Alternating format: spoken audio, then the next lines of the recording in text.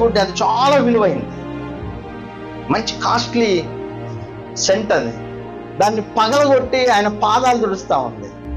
So పక్కన వాళ్ళు ఏమనుకుంటున్నారంటే ఈయన ప్రత్యేకంగా యూదా, ఇట్స్ వెరీ ఎక్స్పెన్సివ్ పర్ఫ్యూమ్, ఇది చాలా బాగా కాస్ట్లీ పర్ఫ్యూమ్, దీన్ని అమ్మి ఇంకొకరికి ఇస్తే బాగుండేది కదా బీదలకి, ఇది అది కాదులే, ఉద్దేశం వేరేది అన్నప్పటికీ కూడా యేసుక్రీస్తు ప్రభు ఏమంటే ఇది ఆమె చేసింది మంచిది, ఇది మంచిది ఆమె చేసింది. ఇప్పుడు వాస్తవానికి ఆ అవకాశాన్ని ఆమె ఉపయోగించుకోలేదనుకో, యేసుక్రీస్తు నుంచి అప్రిషియేషన్ రాదు. రెండవది, ఇదే ఆమెకి లాస్ట్ అవకాశం కావచ్చు. ఎందుకంటే ఇక యేసుక్రీస్తు ప్రభువారు తర్వాత వీళ్ళ ఇల్లు దర్శించాడో లేదో మనకి తెలియదు, కానీ ఫైనల్ డేస్ అవి, ఇక ఆయన సిలువకు అప్పగించబడేటువంటి రోజులు అవి.